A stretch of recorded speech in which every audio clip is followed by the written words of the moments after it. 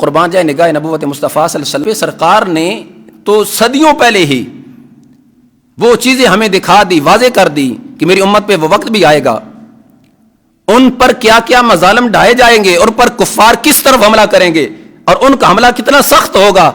آج سے صدیوں پہلے سرکار دو عالم نور مجسم شفیع معظم صلی اللہ علیہ وسلم نے اس بات کو واضح کیا۔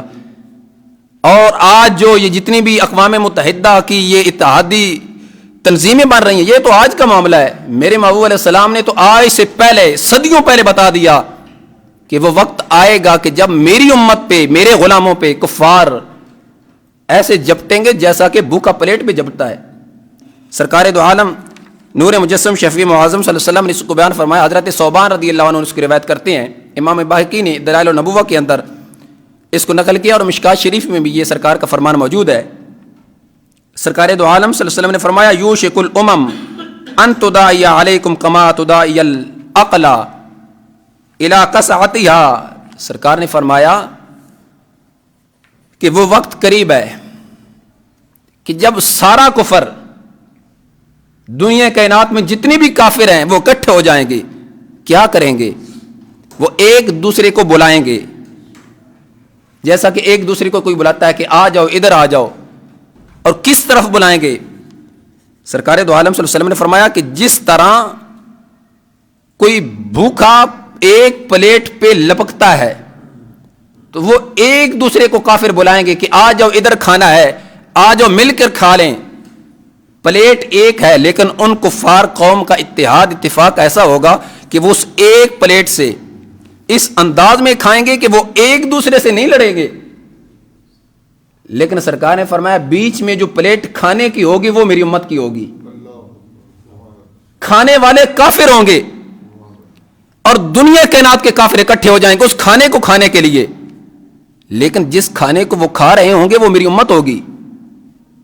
کھانے والے آپس میں نہیں لڑیں گے، ان کا بڑا اتحاد ہوگا، بڑا اتفاق ہوگا، لیکن جن کو وہ کھا رہے ہوں گے ان کا اتحاد نہیں ہوگا، ان کا اتفاق نہیں ہوگا، اور پھر وہ کھائیں گے اس انداز میں، لیکن میری امت کی سسکیاں سننے والا کوئی نہیں ہوگا۔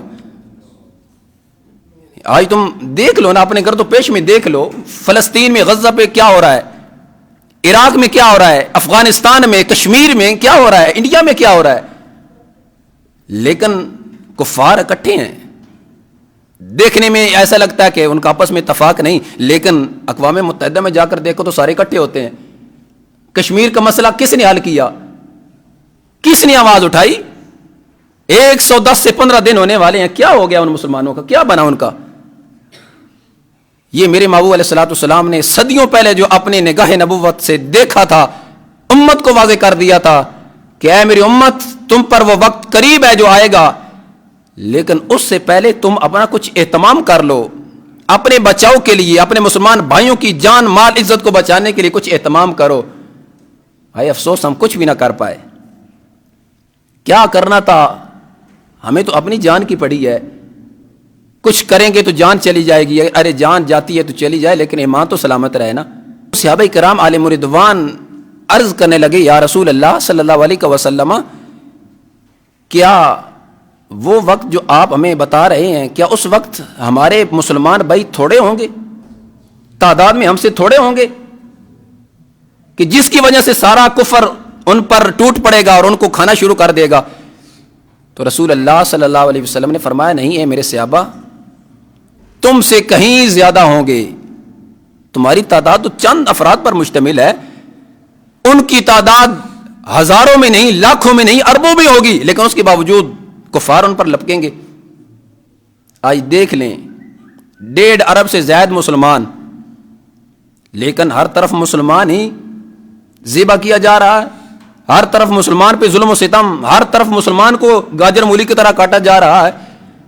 ارے وہ 313 تھے اور ہزاروں کو ناکو چنے چبوا رہے تھے، اب ہمیں کیا ہو گیا؟ ہم میں وہ کیوں نہیں ایمان کی حرارت رہی؟ ہم میں وہ طاقت اور پاور کیوں نہیں رہی؟ ہم بھی تو مسلمان ہیں، لیکن اس کے باوجود ہم پر اتنا ظلم کیوں ہو رہا ہے؟ تو جب سرکار دو عالم نور مجسم شفیع معظم صلی اللہ علیہ وسلم سے پوچھا گیا، یا رسول اللہ صلی اللہ علیہ وسلم، کیا آپ کی امت اس وقت تھوڑی ہوگی اور کفار زیادہ ہوگے؟ سرکار نے فرمایا، نہیں، تعداد میں بہت زیادہ ہوگی. پھر عرض کی یا رسول اللہ پھر وجہ کیا ہے, سبب کیا ہے کہ کفار ہی ان پر حملہ کیوں کریں گے؟ اتنی کثرت میں ہونے کے باوجود وہ کفار پر حملہ کیوں نہیں کریں گے؟ تو رسول اللہ صلی اللہ علیہ وسلم نے فرمایا حب الدنیا و کراہیت الموت.